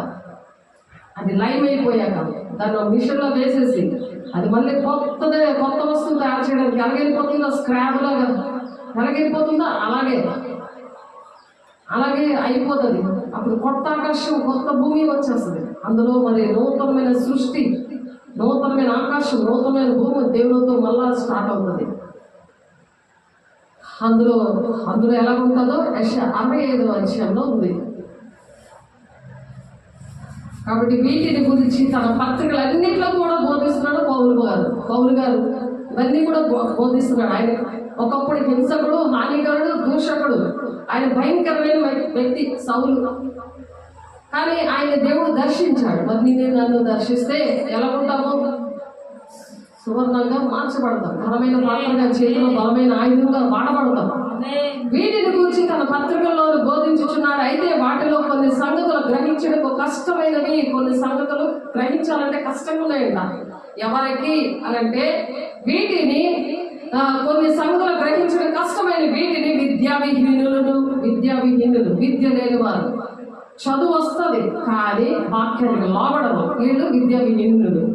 ఎందుకంటే నేను ప్రాక్టికల్గా నేను చెప్తున్నాను, నా దగ్గర దేవుని పిల్లలు చదువు లేని వాళ్ళు ఉన్నారు, చాలా లోబడుతున్నారు. కానీ చదువు ఉన్న వాళ్ళు చదవడానికి బద్ధకం, బుక్లో రాసుకోవడానికి బద్ధకం. ఆ వాక్యం చదివి వాట్సాప్లో పంపించినా అర్థమవుతానికి వాళ్ళకి రెస్పాండ్ అవ్వరు. వాక్యం పంపించినా రెస్పాండ్ అవ్వరు. వీళ్ళు విద్య లేని పామరులు, విద్యావిహీనులు అని రాసి ఉంది. విద్యావిహీనులు అస్థిరులైన వాళ్ళు. అస్థిరులు అంటే టైం వస్తే, కష్టం వస్తే సేవకులు గుర్తొస్తారు, లేకపోతే గుర్తురాదు. శరీరానుసారమైన ప్రార్థనలన్నీ చేయించుకుంటారు. అలా చేయకూడదమ్మా, అక్రమం చేయదా పొండి అనే లిస్టులోకి నేను వెళ్ళిపోతాను, మీరు సర్చ్ చేసుకోండి, మీకు అన్ని తెలుసు కదా అంటే మరి ఫోన్ ఫోన్ ఎత్తరు. వీళ్ళు అస్థిరులైన వాళ్ళు తక్కిన లేఖనంలో అపార్థం చేసుకుంటారు. ఏంటి ఇలాంటి వాక్యం చెప్తున్నారు, దేవుడు ఏం చెప్పాడో అది చెప్పడం సాతానికి ఇష్టమా? సాతాను పట్ల అలా ఉంటుంది. ఇలాంటి వాక్యం చెప్తారండి, ఆశీర్వాదం దీవించబడతారు, ఆశీర్వదించబడతారనే చెప్పాలి. ఇప్పుడు కూడా మీ నోట్లో చాలా మాటలు రాకూడదు అంటారు. దేవుడు చెప్పారు మరి, ఆశీర్వాదాలు శాపం మీ దగ్గర పెట్టారు, మీరు ఎలా వింటే అలాగే జరుగుతాయని చెప్తున్నారు.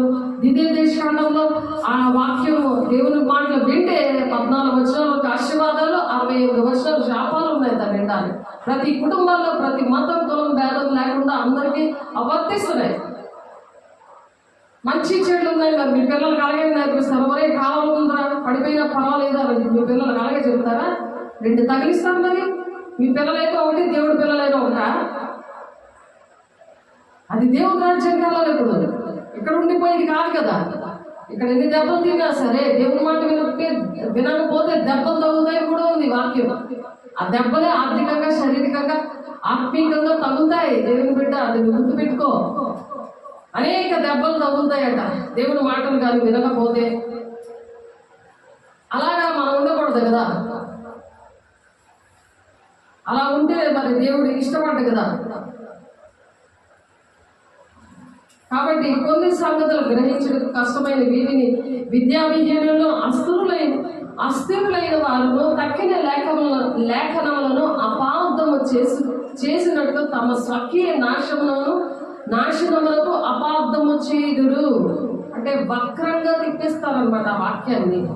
ఇంకొకలాగా చెప్తారు. ఒక వాక్యం వింటారు, ఆ వాక్యాన్ని ఇంకోలాగా అర్థం చేసుకుంటారు, అలా బోధించేస్తూ ఉంటారు. ఆ వాక్యం ఉన్నట్టుగా అర్థం అవుతుంది. ఎందుకంటే పరిశుద్ధాత్మ లేకుండా మనం బోధించామంటే మరీ కఠినమైన తీర్పు ఉంటుందని యాకో 3వ ఉంటుంది 1వ.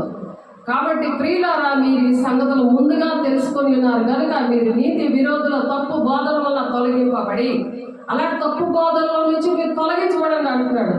మీకు కలిగిన స్థిర మనస్సు విడిచిపోకుండా కాచుకొని ఉండుడి. స్థిరమైన మనసు. మీరు ఏదైనా మరి దెబ్బ తగ్గితే కత్తితో తీస్తారు కదా, ఆ దెబ్బనంతటిని మరి ఆ హైడ్రోజన్ పెరాక్సైడ్ వేసి చక్కగా క్లీన్ చేస్తారు కదా, అది నోరుకొచ్చి మొత్తం క్లీన్ అయిపోయాక కదా డ్రెస్సింగ్ చేస్తారు. మంట వచ్చేస్తుందని అంటే ఊరుకుంటారా? ఆ డ్రెస్సింగ్ చేసిన వాళ్ళు గట్టిగా పిండితారు ఆ పుండిని. అందులోనే కుళ్ళంతా ఉంటే నొప్పి వచ్చేస్తుందని అంటే ఎలాగా? ఆపరేషన్ చేయాలంటే కత్తితో డాక్టర్లు వస్తారు కదా, పోసి ఆ చెత్త చెదరమ కాయలు అవన్నీ తీసి ఎంత పళ్ళెలో పెట్టి ఇదిగోనమ్మ ఎంత ఉన్నది, ఇందులో నీ క్యాన్సర్ వచ్చింది కదా, ఇన్ని కాయలు ఉన్నాయి అని చూపిస్తారు కదా. అది ఉంచుకుంటే నీకు ఒళ్ళంతా వచ్చేస్తుంది కదా. ఇప్పుడు వాక్యం కూడా అలాంటిదే. ఇంజక్షన్ వేసుకోవాలమ్మా, టెక్నెస్ వేసుకోవాలి, పుండు వేసాము, డ్రెస్సింగ్ చేసాము, కుట్లు వేసాము, అవన్నీ కూడా మానాలంటే నువ్వు యాంటీబయాటిక్ టాబ్లెట్స్ కాకుండా ఫాస్ట్గా తగ్గాలంటే నీకు ఇంజక్షన్ వేసుకోవాలి, టెక్నెస్ వేసుకోవాలని కొన్ని ఇస్తారు. యాంటీబయాటిక్తో కూడిన ఇంజక్షన్స్ వాడమని ఇంజక్షన్ అది పొడుస్తుంటుంటే నువ్వు ఇలాగా పట్టేస్తే అవుతుంది, సూది అందులో ఇరిగిపోతుంది. అవే శ్రమలు. వాక్యం వినకపోతే దాన్ని వక్రంగా తిప్పేసుకొని ఆ వాక్యాన్ని ఇష్టం వచ్చినట్టు తిప్పేసుకుంటే ఎలాగవుతుంది? 2 ఉంది. వక్రంగా తిప్పేసుకుంటారు అంటే అది ఆశీర్వాదకరంగా మార్చేసుకుంటారు. ఆ వాక్యాన్ని సరి చేసుకో, సాతానుడు చేస్తాడు. అలాంటి బాధల నుండి తొలగిపోవడానికి 17వ ఉంది. ఆ స్థిరమైన మనసు విడిచి పడిపోకుండా కాచుకుని ఫోన్లు చేయకపోతే ఎవరికి నష్టం? సేవకులతో మీరు కాంటాక్ట్ లో ఉండకపోతే ఎవరికి నష్టం? ప్రతిరోజు 24 hours నేను చచ్చి ఇల్లు నేను కాంటాక్ట్ లో ఉన్న ప్రతి ఒక్కరికి నేను చెప్తా ఉంటాను. ఎందుకు మరి కఠినమైన తీర్పు నాకు రాకుండా, అక్రమ చివరిలో పొండి అని నన్ను అనకుండా, నా పరిశుద్ధాత్మ దేవుడు నన్ను అలా నడిపిస్తున్నాడు. ఎంతమంది అయితే నా మూలంగా నడిపించబడతారో వాళ్ళే నా కుమారులు, నా కుమార్తెలు అంటున్నాడు. నేను ఆయన కుమార్తెగా ఉండాలని నేను ఇష్టపడుతున్నాను, మిమ్మల్ని అలా ప్రేమిస్తున్నాను. అది మీకు అర్థం కాబోతుంది. నేనేం చేయాలి? బుద్ధిగల దాసుడే తగిన వేళ ఆహారం పెడతాడట. మరి అదే తగిన వేళ 3 రోజులు ఆహారం పెడుతున్నాడు దేవుడు. ప్రతిరోజు ఇక్కడ బలారాధన జరుగుతుంది. ప్రతిరోజు కూడా తప్పక కూడుకొనక ఏక మనసుతో తప్పక కూడుకోండి ప్రతి దినము. అపోస్తలుల 2వ లాస్ట్ వచనాల్లో ఉంది. దేవుడు నడిపిస్తున్నాడు. ఏమీ రాదు నా జీవితం అంకితం చేసినప్పుడు దేవుడు నేర్పించాడు. ఇవన్నీ కూడా అంకితం చేయడం అంటే అన్ని వస్తువులను తీసేమని బైబిల్లోనే లేదు ఎక్కడ కూడా. ఎస్తేరు రాణికి ఎలాగైతే పగమాత్రం అలంకరణలతో దేవుడు నియమించి తన రాణిగా చేసి తన జనాంగాన్ని రక్షించుకున్నాడో అట్టి విధంగా దేవుడు చెప్పారు. అలా పగమాత్రం అలంకరించుకున్నారు. లేకపోతే విధవాలను చూసి ఎవరైనా మాట వింటారా? ఆలోచించాడే. దేవుడు సృష్టించినే కదా అవన్నీ కూడా అబద్ధ బోధలు, వాక్యములో లేనిది వక్రీకరంగా చేసి చెప్తారు. వక్రంగా చెప్తారు అని ఉంది. ఇప్పుడు 16 రాసిన 2వ 3, 16, 17 చెప్తున్నారు. అనేక వాక్యాలు ఉన్నాయి. కానీ ఈ రోజు కొత్తగా మరి రోజు ఒక వాక్యం చెప్తే బాగుంది కదా. అందుకే దేవుడు ఇష్టపడి మరలా నూతనమైన కార్యములు చేస్తున్నాడు. మళ్ళీ నూతనంగా బోధ పెడుతున్నాడు, బోధ అర్థమైన చెప్తున్నాడు. మన ప్రభువును రక్షకుడైన యేసుక్రీస్తు అనుగ్రహించి కృపయందును జ్ఞానమందును అభివృద్ధి పొందండి. కృపయందు జ్ఞానమందు అభివృద్ధి. ఆస్తి ఎలాగా వస్తుంది? పెళ్ళిళ్ళు ఎలాగా జరుగుతాయి, చదువులన్నీ జరుగుతాయి, ఇల్లులు కట్టుకుంటారు, అవి తన్నుకుంటూ వస్తాయి. ఎప్పుడైతే ఇవి నీతిని రాజ్యాన్ని వెతకడం అంటే మొదట అని చెప్పారు అక్కడ మత్తయి 6వ 33వ మరి అన్ని జనులు ఏం తిందుమా, ఏం త్రాగుమా, ఏం భుజమా చింత పెట్టుకుంటారట. అలా అన్ని జనులాగా మనం ఉండకుండా దేవుడు ప్రేమించి చెప్తున్న మాటలు ఏంటంటే, మన ప్రభు రక్షకుడునైన యేసుక్రీస్తు అనుగ్రహించు కృపయందును జ్ఞానమందును అభివృద్ధి పొందిడి. ఆయనకు ఇప్పుడును యుగాంత దినము వరకును మహిమ కలుగును గాక. యుగాంత దినము, యుగాంతం వచ్చేసిందని ఎంతమంది చెప్తున్నారో మతం కులం భేదం లేకుండా అందరూ చెప్తున్నారు. బ్రహ్మం గారంట, ఇంకొక ఆమె ఎవరో చెప్తున్నారు, ఆవిడ పేరు ఏదో మర్చిపోయింది. అలాగే అనేక మంది చెప్తున్నారు, దేవుడు పిల్లలు చెప్తున్నారు. అందరితో దేవుడు మాట్లాడే దేవుడు, ఆయన పక్షపాతం లేదు, అందరితో మాట్లాడతారు. అందరూ ఇష్టపడతారు యేసయ్య ప్రాణం పెట్టారని. కానీ రక్షణ పొందుకోమని చెప్తున్నారు. ఆయన రక్షణ పొందుకుంటున్నారు. ఆయన చిత్తము, ఆయన చిత్తం ఏంటంటే ఆదికాండం 22వ అధ్యాయంలో ఉంటుంది. ఆది అందే దేవుడు చెప్పారు ఈ మాటలు. ఆదికాండం 22వ అధ్యాయంలో ఆదికాండం 22వ అధ్యాయంలో 1వ వచనంలో చెప్పారు. ఆ సంగతులు జరిగిన తర్వాత దేవుడు అబ్రహామును పరిశోధించిన ఎట్లనగా ఆయన అబ్రహామా అని పిలువగా అతడు చిత్తము ప్రభువా అని అన్నాడు. ఆయన అలాగే మనం ఏది చెప్పినా దేవా నీ చిత్తము ప్రభా అనుకుంటూనే ఉండాలి. ఆయన చిత్తము చేస్తేనే మనము దేవుని రాజ్యానికి వెళ్ళగలము. దేవుని చిత్తం ఏంటంటే యెహోవా మరలా సమయాలు పిలవగా సమయాలు లేచి ఏలియా దగ్గరికి వెళ్ళి కూడా అక్కడ కూడా దేవుని చిత్తము ఏంటో అడుగు అని ఏలియా మరి సమయాలు చెప్తాడు. పాలు తాగిన ఆ బిడ్డ దగ్గర దేవుడు మాట్లాడినప్పుడు అక్కడ అది మీరు చదువుకోండి. మొదటి సమయాలు 4వ అధ్యాయము 6 నుండి 9 వచనాలు ఉంటుంది. అలాగే యోహాను గారు 9వ అధ్యాయం 31వ వచనంలో ఎవరైతే దేవుని చిత్తము చేయరో దేవుడు ఆ ప్రార్థనలు వినరంట. దేవుడు పాపుల మనమే ఆలకింపడని ఎరుగుదము. ఎవడైనా దైవభక్తుడై ఉండి ఆయన చిత్తము చెప్పున జరిగించని ఎడల ఆయన మనమే ఆలకించడు. ఆయన చిత్తం చెప్పును చేస్తేనే దేవుడు ఆలకిస్తాడు. ఆయన చిత్త ప్రకారం మాట్లాడడం కానీ ఆయన తండ్రి చిత్తం నెరవేర్చడానికి ఇష్టపడతాం. కానీ నువ్వు చేయకపోతే నువ్వు దేవుని ఆత్మతో నింపబడి దేవుని వాక్యంతో నింపబడి మంచి దేవుని సేవకుల దగ్గర అభిషేకం పొందుకొని మంచి వరాలు పొందుకొని అవన్నీ భూమిలో కప్పెట్టి నువ్వు ఆ పని చేయకుండా మళ్ళీ అభిషేకం తీసుకోకుండా మళ్ళీ దేవుని పాదాల దగ్గరికి రాకుండా వాక్యానికి లోబడకుండా ఇంకా నువ్వు శరీరానుసారమైన ప్రార్థనలే చేస్తుంటే తండ్రి చిత్తం అది కానే కాదు. నువ్వు అభిషేకం తీసుకుంటే నిన్ను ఎలా ప్రార్థన చేయించాలో ఆయన అక్కడ నుండి ప్రార్థన చేస్తాడు. ప్రార్థనలు మనం కుమ్మరిస్తాడు. ప్రేమగా నీ బిడ్డలకి, నీ తల్లికి, నీ తండ్రికి అందరికీ చెప్పే కృపిస్తారు. మరి దేవుని రాజ్యాన్ని తీసుకెళ్ళడానికి ఆ ప్రార్థనలు అంగీకరిస్తాడు. లేకపోతే దేవుని పాపలు మనమే ఆలకించడానికి ఎరుగుదము. ఎవడైనా దైవ భక్తుడే ఉండి ఆయన చిత్తము చెప్పున జరిగించని ఎడల ఆయన మనవి ఆలకించడంట. ఆయన ఎవరైతే తండ్రి చిత్తాన్ని నెరవేరుస్తారో మనవి ఆలకిస్తాడు. కాబట్టి దేవుడు ఇక్కడ మార్కు 14:36లో మరి నాయన తండ్రి నీకు సమస్తము సాధ్యము, ఈ గిన్నె నా ఎదురుని తొలగించని యేసయ్య కూడా తండ్రి చిత్తాన్ని చేశారు. మరి ఆయన చేసి చూపించారు కదా, ఆయన ప్రాణం పెట్టారు కదా. అలా మనల్ని ఎవరు కోరట్లేదు కదా. దేవుడు ఏం కోరలేదే. నువ్వు నేర్చుకున్నా చెప్పు, దేవునికి ఇష్టంగా నాడు, దేవుని మాటలు విను, అదే చెప్తారు. అంతే కదా ఆయన కోరుకున్నాడు. న్యాయంగా ప్రవర్తించడము అదే కోరుకున్నాడు దేవుడు. బిడ్డలకి న్యాయంగా మరి నడిపించడము అదే కోరుకుంటున్నాడు దేవుడు. 1 కొరింథీ 6వ అధ్యాయం 9-10 వచనాల్లో కూడా కొంతమంది దేవుడు నమ్ముకొని కూడా దోచేసుకుంటున్నారు. కాబట్టి అన్యాయస్తులు దేవుని రాజ్యములకు వారసులు కానేరని మీకు తెలియదా? మోసపోకడి జాతులైనను, విగ్రహారాధకులైనను, వ్యభిచారులైనను, ఆడంగితనం గలవారైనను, పురుష సంయోగులైనను, దొంగలైనను, లోపులైనను, త్రాగుబోతులైనను, దూషకులైనను, దోచుకున్న వారైనను దేవుని రాజ్యానికి వారసులు కానేరరు. దేవుడు నమ్ముకొని కూడా ఇలా ఉన్నారు. ఫోటోలు తీసుకుంటారు. ఏదైనా ఇస్తే ఈ చెయ్యి ఇచ్చింది ఈ చెయ్యికి తెలియకూడదంటే అవి ఫోటోలు తీస్తున్నారు. అవి అలా చేయకూడదు. అది దోచుకుని వారు దేవుని చూపించి చెట్టు అనే దేవుని చూపించి పండు అమ్ముకోవడం. దేవుడి పిల్లలు చర్చి కడుతుంటే చర్చి దగ్గరికి వచ్చి ఇలా ఫోటోలు తీయడం. ఏళ్ళ మరి ₹1 కూడా ఇంకొకరు ఇచ్చినా అది ఇస్తారో లేదో తెలియదు, దేవుడికే తెలుసు. శాపగ్రస్తమైన జీవితం నుండి దేవుడు విడిపించాలంటే దేవుని అభిషేకం ఉంటే అటువంటి పనులు చేయరు. వాక్యం కరెక్ట్గా దేవుడు మాట్లాడతారు. ఇప్పుడు నాకు చెప్తున్నావు నాకు తెలియదు, నేను నిలబడితే నా దేవుడు మాట్లాడుతున్నాడు. ఎందుకు సిద్ధపడుతున్నాను కాబట్టి. దేవాన్ని పిల్లలకి ఏంటి చెప్పాలి అని ఏడుస్తున్నాను కాబట్టి రాత్రి పగలు. మరి నా కఠినమైన తీర్పు వద్దు అని దేవుని దగ్గర ఏడుస్తున్నాను కాబట్టి. అక్రమం చేయగల కొండే అని అంటే నేను అంటే ఎక్కడ ఉండాలి చెప్పండి. ఇహలోకం మంది కాదు కదా, అది వ్యాలిడిటీ అయిపోతుంది. దేవుని బిడ్డ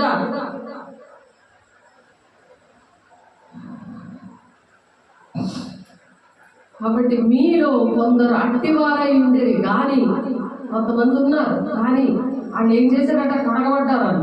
ప్రభువైన యేసుక్రీస్తు నామమందును మన దేవుని ఆత్మయందును మీరు కడుగబడి పరిశుద్ధాత్మలో కడగబడతారన్నమాట. అప్పుడు పరిశుద్ధాత్మ దేవుడు వాళ్ళు దిద్దుబడి చేసుకుంటే దేవుని ఆత్మ వచ్చి నేను వచ్చి పాపముల గురించి నీతుల గురించి ఒప్పింపచేసే ఆత్మ మీ మీద కుమరిస్తానంటాడు. అప్పుడు కడుక్కుంటారంట. అలా కన్నీటితో ఒప్పుకుంటా ఉంటారు. భయం వేస్తుంది, దేవుని రాజ్యం నేను వెళ్ళాలి, నేనేం చేస్తున్నాను, ఒక మాట చెప్పి ఇంకో మాట చేస్తున్నాను, నాకు ఇష్టం వచ్చి నేను ప్రవర్తిస్తున్నాను. దేవుని నామం వచ్చినప్పుడు దేవుని పరిచయంలో వాడుకుంటారు, దేవుని పిల్లల విషయంలో బాధ్యత కలిగి ఉంటారు. కాబట్టి మీలో కొందరు అట్టివారై ఉండేది కానీ ప్రభువైన యేసుక్రీస్తు నామములను మన దేవుని ఆత్మయందును మీరు కడగబడి పరిశుద్ధ పరచబడిన వారే నీతిమంతులుగా తీర్చబడుతుంది. అంత ఆనందం, నీతిమంతులుగా తీర్చబడాలని దేవుడు ఆశపడుతున్నారు. దేవుని బిడ్డ అలా ఉంటావా? ఇహలోకంలో కూడా దేవుడు ఇస్తాడు. అలా ఉంటావా? నీతిమంతులకు అనేకమైన ఆపదలు వస్తాయట. అన్ని దాని నుండి ఆయనే విడిపిస్తాడంట. ఎందుకంటే నేను ప్రాక్టికల్గా అనుభవించి చెప్తున్నాను. ఆయనే విడిపిస్తాడు. సృష్టికర్త అయిన దేవుడు మనకు భర్త అయి ఉన్నాడు. ఆయనే నడిపిస్తాడు, ఆయనే కాపాడుతాడు. భర్తగా ఆయనే భరిస్తాడు. ఎవరైనా దెబ్బ కొట్టినా ఆ దెబ్బ ఆయనకే తగులుతుంది, ఆయనకే తగులుతుంది. ఆయన కాసేస్తున్నాడు దెబ్బలు. మనం చేసిన పాపాలకి ఎక్కడ కూడా పాపక్షేమాలు ఎక్కడ దొరకదు, ఆయన దగ్గరే దొరుకుతుంది అని మనం పాట పాడుతున్నాం. 1000 తరాల్లో మనం దీవెన కాలం ఉంటే మనల్ని ఎవరు ఏమన్నా సరే ఆ నిందల అవమానాలకి రెండింతల ఆశీర్వాదము మనకి ఎవరైనా కొట్టినా ఆయనకి దెబ్బ తగ్గుతూ ఉంటుంది. అది నేను చూశాను, అది నేను అనుభవించాను. అలా చెప్తున్నాను మీకు. దేవుని బిడ్డ ఒకసారి దేవుడు ఎంతగా ప్రేమిస్తున్నాడు, ఆయనతో యుగాలు ఉండడానికి ఆలోచించాడు. యుగాలతో వచ్చేస్తుందని వైరల్ అయిపోతున్నాయి, కానీ అదేదో ఆప్టర్లుగా తీసుకుంటున్నారు. అన్ని మతాలతో దేవుడు మాట్లాడుతున్నారు. అందరికీ వారి వారి క్రియ చెప్పున బహుమానం సిద్ధపరిచి ఉంచాలని చెప్తున్నాడు దేవుడు. అది స్వర్గమా నరకమా అని ఆలోచించాలి. అన్నిటి యందు నాకు స్వాతంత్రం కాదని, అన్నీ చేయదగినవి కావు అంటున్నాడు పౌలు గారు. స్వాతంత్రం ఉంది, పాపం చేయొచ్చు, అటు నీతిమంతులుగా ఉండొచ్చు, స్వాతంత్రం ఉంది. కానీ పరిశుద్ధాత్మ దేవుడు ఉన్నప్పుడు 1 కోటి రూపాయలు ఇచ్చినా సరే ఒక అబద్ధం ఆడరు, అక్రమంగా 1 రూపాయి తీసుకోరు, అక్రమంగా ఎవరిని ఒక నిందలు వేయరు. అది స్వాతంత్రం అంటే పరిశుద్ధాత్మ దేవుడే ఆ స్వాతంత్రం ఇస్తాడు కదా. అన్నిటి యందు నాకు స్వాతంత్రం కలదు, కానీ నేను దేని చేతనైనా లోబరచబడనల్లాను. దేనికి లోబడిపోడు, డబ్బుకు కానీ మరి ఎదుటి మనిషి వ్యభిచారానికి కానీ ఎవరైనా అన్ని ఇస్తానంటే వాళ్ళ దగ్గరికి పారిపోవడం అలాంటిది ఏమి కూడా వాళ్ళలో ఉండదు. ఒక నీతి మందులుగా తీర్చినప్పుడు మరి పౌలు గారి సాక్ష్యం చెప్తున్నాడు. భోజన పదార్థములతో నియమింపబడినది దేవుడు దాన్ని వాటిని నాశనము చేయను. దేహము జాగ్రత్తము నిమిత్తము కాదు, కానీ ప్రభు నిమిత్తమే, ప్రభు దేహము నిమిత్తమే. ప్రభు దేహములా ఉండాలి, మన దేహము అలా ఉండాలని దేవుడు ఆశపడుతున్నాడు. దేవుని ఆలయంగా ఉండాలని దేవుడు ఆశపడుతున్నాడు. మీ దేహములు అని చెప్తున్నాడు. మనందరి దేహాలు అట క్రీస్తు యొక్క అవయములే ఉన్నవని మీరు ఎరుగరా? నేను క్రీస్తు యొక్క అవయములను తీసుకొని వేశ్య యొక్క అవయములుగా నేను చేస్తానా అంటున్నాడు పౌలు గారు. నేను అలా చేయను, కాబట్టి నేను ఇలా బోధిస్తున్నాను. మీరు విన్నప్పుడు నేను బోధిస్తున్నాను. ఎస్కేల్ గారికి కూడా 2వ అధ్యాయంలో దేవుడు అంటారు, కానీ వినపోయినా మీరు నువ్వు బోధించే అని చెప్తున్నాడు ఆయన. మనందరికీ బోధించాలి. మనుషులను మనం బ్రతకట్లేదు కదా, రాజులను మనం బ్రతకట్లేదు కదా. యెహోవా యందు ఆశ్రయించేవాడు ధన్యుడు అంటున్నాడు. వారికి ఏమైనా పొదువై ఉండదు అంటాడు. అప్పుడు ఏంటి, మనుషులను ఎందుకు చూస్తాం మనం? వేశ్యక అవయవాలుగా ఎందుకు మనం మారాలి? దేనికోసం ఆశపడుతున్నాం దేవుడు బిడ్డ? దాని అవయవంగా మారి అది నరకాన్ని పట్టిపోతుంది. దేవుడు మాటలంటే ఇష్టపడదు, సిద్ధపడలేవదు. ఈ కోరికలు నేను సెల్ ఫోన్లు ఇవన్నీ చూడాలి, అలా తినే పడుకొని నేను కాలు మీద కాలేసుకొని నేను బ్రతికేస్తాను. నా కోరికలన్నీ ఎప్పుడు తీర్చుకోకపోతే ఎప్పుడు తీర్చుకుంటాను అని అనుకుంటున్నావా? కానీ ప్రతిదీ కూడా జీవగ్రంథంలో రాస్తాడు. ప్రతి దినము ఏటేట్ చేస్తున్నాం, ప్రతిదీ గ్రంథంలో ఉంటుంది. అవి ఒప్పుకుంటేనే అది కొట్టబడుతుంది, ఒప్పుకోకపోతే కొట్టబడదు. అది అలాగ ఉంటుంది. నువ్వు కన్ను మోసిన తర్వాత మహా వేండ్రములతో ఈ వ్యాలిడిటీ అయిపోగానే ఆకాశ భూమి పంచ వేండ్రములతో లైవ్ అయిపోయాక ఆ గ్రంథం తెరవబడుతుంది. ఇక్కడ కన్ను మూస్తే అక్కడ కళ్ళు తెరిస్తే అది తెరవబడుతుంది. అప్పుడు ఏం చేస్తావు? ఒప్పుకోకపోతే ఎలాగా? అనుదినము తప్పక కూడుకోండి, ఇంటింటా రొట్టెకి రండి అంటున్నాడు ఆయన. ఎందుకు? చర్చికి రాలేని వాళ్ళు కూడా నువ్వు సిద్ధపడి వాళ్ళ ఇంటికి వెళ్ళి నువ్వు రొట్టె మీద నువ్వు బలారాధన ఇవ్వాలి. బలిపీఠం దగ్గర సేవ చేయడం కాదు, నువ్వు సువార్త చేసి వాళ్ళు నడిపించాలి, రక్షణలోకి నడిపించాలి. ఎంతమందిని నడిపించావు? నిన్ను రక్తం ఇచ్చి నేను కొన్నాను అంటున్నాడు. ప్రకటన 5వ అధ్యాయం 9, 10 వచనంలో నిన్ను కొనుక్కున్నాడు. నువ్వు ఒక దగ్గర జీతాలు పనిచేస్తానే ఆయన నన్ను కొనుక్కున్నాడు, నా జీతం కట్ చేస్తాను ఒడిగిపోతుంటావు కదా. మరి ఏసీ నేను రక్తం ఇచ్చుకున్నాడు. ఆయన విషయంలో నీకు భయం లేదా? ఒకరోజు సెలవు పెడితే నీకు జీతం పోతుందని పిచ్చి అయిపోతుంటావు. దేవుడికి టైం లేదా నీకు ఒక్కరోజు చర్చికి రావడానికి? ఎంత దూరంగా ఉన్నా సరే నీకు బాప్తిసం ఇచ్చి నీ కోసం కన్నీరు కార్చి నీకు బోధ చేస్తూ ఆన్లైన్లో నీకు బోధిస్తూ మీ ఇంటికి వచ్చి బోధిస్తూ మరి నీకు బాధ్యత లేదా? దేవుడు ఎక్కడుంటాడు? జాగ్రత్త అని చెప్తున్నారు. అయితే దుష్టుడైన ఒక దాసుడు యజమానుడు ఆలస్యం చేయించున్నాడని తన మనస్సులో అనుకుంటాడట. యజమానుడు ఆలస్యంగా వస్తాడు, నా దేవుడు ఆలస్యంగా వస్తాడు, ఇప్పుడప్పుడే రాడు. అనేకమైన బాధలు విని ఇప్పుడప్పుడే రాడు అని అనుకొని తన తోటి దాసుడును కొట్టి మొదలు పెడతాడు, కొడుతుంటాడట. తనకు తోటి దాసుని కొడతా ఉంటాడట. గోండాయిజం. డబ్బులు వచ్చేది ఉంటారు, వాళ్ళు ఆడిస్తూ ఉంటారు ఇంట్లోనే బయట కూడా. గోండాయిజం చేస్తారు. తన తోటి దాసులను కొట్టి మొదలుపెట్టి త్రాగుబోతులతో తినచ్చు త్రాగొచ్చు ఉంటే ఆ దాసుడు కనిపెట్టని దినములో వాడు అనుకోని గడియలో వాని యజమానుడు వచ్చి వాడిని నరికించి వేషధారులతో కూడా వానికి పాలు నియమించును. వేషధారు లెక్కలో వస్తాడు. వేషం క్షమిస్తాడు కానీ వేషధారు క్షమించాడు. అక్కడ ఏడుపును పండ్లు కొరుకుడు ఉంటుందట.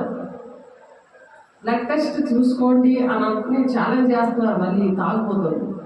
నా బ్లడ్ టెస్ట్ నేను చెకప్ చేసుకుంటాను రండి అని ఛాలెంజ్ చేస్తున్నారు. సైతం గారు ఎంత ఛాలెంజ్ చేస్తున్నాడు? మరి నువ్వు చేయవా ఛాలెంజ్?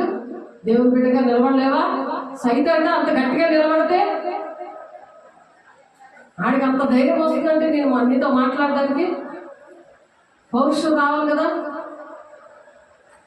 ఆలోచించండి. అగ్నిలో మండాలి. అగ్ని దేవుడు దహించి అగ్ని ఉన్నాడు. ఆయన వాక్యమే. ఆ వాక్యము మన నరుని ఆత్మ దేవుని పెట్టిన దీపం. ఆ దీపం అగ్ని జ్వాలగా మండాలి, దీపస్తంభంలాగా. అప్పుడు ఎడతెక్క ప్రార్థన చేయడం వస్తుంది. సహవాసంలో ఉన్నప్పుడు అగ్ని సహవాసం ఉందా? లేకపోతే చెట్టు నరికేసిన కొమ్మతో నువ్వు సహవాసంలో ఉంటున్నావా? అది కుళ్ళిపోతుంది, మట్టి అయిపోతుంది, కలిసిపోతుంది భూమిలో. దాంతో నువ్వు సహవాసం చేస్తున్నావా? అందుకే ఫలించలేకపోతున్నావు దేవుని బిడ్డ. దేవుడు ప్రణాళికని తండ్రి చిత్తాన్ని నీ పట్ల ఒకటి ఉంటే నువ్వు నీకు చలం లేకుండా ఉన్నావు. దేవుడు సిద్ధపడమని ప్రేమతో చెప్తున్నారు దేవుని బిడ్డ. అక్కడ అంటే ఏడుపును పండ్లు కొరుకుటి ఉంటుందట. కాబట్టి ఎలా ఉన్నావు దేవుని బిడ్డ? ఒకసారి ఆలోచించుకో. దేనికి ఇష్టపడుతున్నావు? నాకు చెప్పలేదండి అంటే ఈ మాటలన్నీ కూడా దేవుడు అక్కడ రీల్లాగా వేస్తాడు. ఈ మాటలన్నీ కూడా దేవుడు మాట్లాడుతున్నాడు. ఇవి నా మాటలు కాదు, నేను చెప్పట్లేదు. ఇవి దేవుడు నేను చెప్తానని కూడా నేను అనుకోలేదు. ఓన్లీ నేను సిద్ధపడతానంటే దేవుడు నాతో మాట్లాడతాడు, నన్ను వాడుకుంటానని నా దేవుడు చెప్పాడు. 17:16 ప్రకారం దేవుడు చెప్పారు. వాడుకుంటున్నాడు అంతే. నిన్ను కూడా వాడుకుంటాడు. నువ్వు ఎక్కడ నిలబడితే అక్కడ వాడుకుంటావు. నువ్వు ఏ బాధలో ఉన్నా సరే దేవుడు వాడుకోవడానికి ఇష్టపడతాడు. సిద్ధపడుతున్నావా? పరిశుద్ధంగా ఉంటున్నావా? దేవుని అభిషేకము కావాలని నువ్వు కోరుకుంటున్నావా? దేవుడు నాతో మాట్లాడాలి, దేవుడు మాట్లాడితే నేను బ్రతుకుతాను అని ఏమైనా ఆలోచిస్తున్నావా?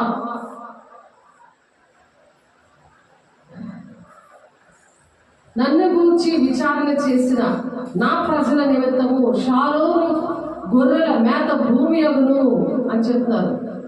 షారోను గొర్రెల మేత భూమి అవుతుందట. యాకోబు లోయ పశువుల పరుండు స్థలముగా ఉండును. ఆకోరు లోయ పశువుల పరుండు స్థలముగా ఉండను. యెహోవాను విసర్జించి నా పరిశుద్ధ పర్వతమును మరిచి గాదులకు బల్లను సిద్ధపరచు వారులారా అదృష్ట దేవికి పానీయార్పణం నర్పించు వారులారా, నేను పిలువగా మీరు ఉత్తరం ఇయ్యలేదు. ఎంతమందికో వెళ్ళి మరి దేవుడి మాటలు చెప్పడమైంది. మళ్ళీ ఇదే పని చేస్తూ ఉన్నారు.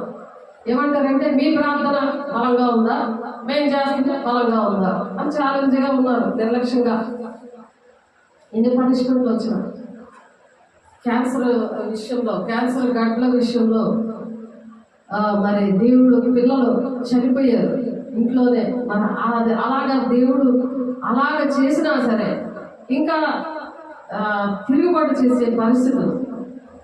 దేవుడు ఏమంటున్నారు, నేను పిలువుగా మీరు ఉత్తరం ఇయ్యలేదు, నేను మాట్లాడగా మీరు ఆలకింపగా నా దృష్టికి చెడ్డదైన దాన్ని చేసితిరి, నాకు ఇష్టము కాని దాన్ని కోరితిరి, నేను ఖడ్గమును మీకు అదృష్టముగా నియమించును, మీరందరూ వదకులో నగుదురు అని అంటున్నారు అల్లాసు.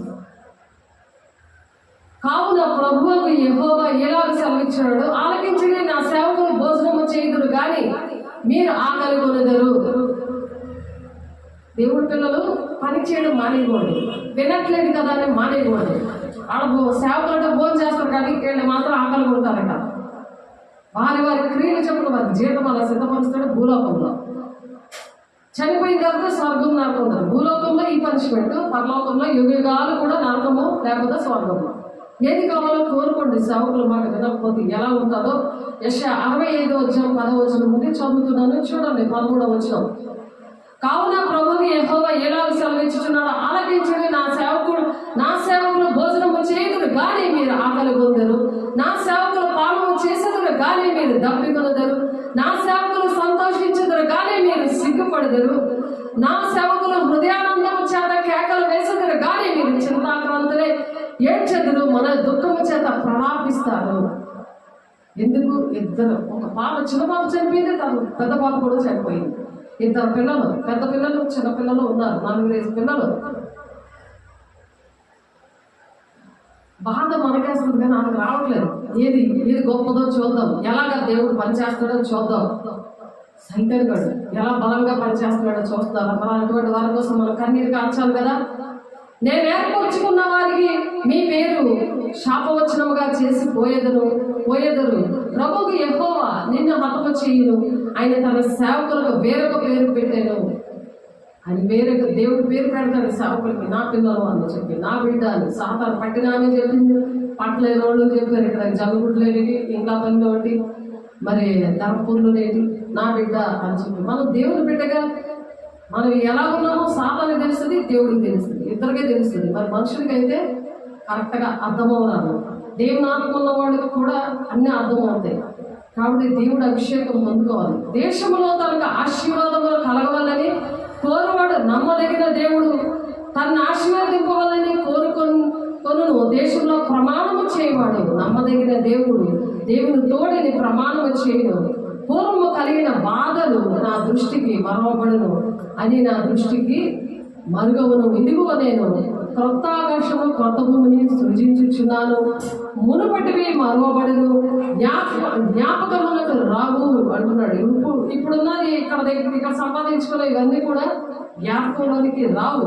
నేను సృజించుచున్న దాని గురించి మీరు ఎల్లప్పుడూ హర్షించి ఆనందించుడు. నిత్యంగా నేను యెరూషలేమును ఆనందకరమైన స్థలముగాను ఆమె ప్రజలను హర్షించే వారిగాను సృజించుచున్నాను. నేను యెరూషలేమును గూర్చి ఆనందించదును, నా జనులను గూర్చి హర్షించదును. రోదన ధ్వనియు విలాప ధ్వనియు దానిలో ఇకను వినబడవు. ఇంకా మనం ఇక్కడ ఏడుస్తున్నాం కదా, అయ్యో ఆ బిడ్డలు పాడైపోతున్నారు, అయ్యో చెప్పిన మాట వినట్లేదు. ఎన్నో అద్భుత కార్యాలు చేశాడు దేవుడు, ఆ విషయంలో ఎన్నో వాగ్దానాలు ఇచ్చారు. దేవుడు వారికి కనిపించి మరి చెప్తున్నారు, అయినా వినట్లేదు అని మనం రోదన ధ్వని అట ఇక్కడ చేస్తాం కానీ అక్కడ పరలోక రాజ్యంలో వినబడదు అంటున్నారు. ఆ క్రొత్త ఆకాశం క్రొత్త భూమిలో పాపం అనేది ఉండదు. ఆ క్రొత్త ఆకాశం కొత్త భూమిలో ఏముంటుందని చదివేసి మనం ముగించుకున్నాం. అక్కడ ఇకను కొద్ది దినములే బ్రతుకు శిశువులందరూ కాలము నిండని ముసలివారు ఉండరు. కాలం నిండిన ఆ ఇంట్లో 92 సంవత్సరాల ముసలా ఉన్నారు కానీ కొత్త ఆకాశం కొత్త భూమిలో అలా కాలం నీటిని ముసలివారు ఉండరట. బాలురు అంటే చిన్నపిల్లలే 100 సంవత్సరాలు బ్రతుకుతారట. బాలురు 100 సంవత్సరాల వయసు గలవారై చనిపోదురు.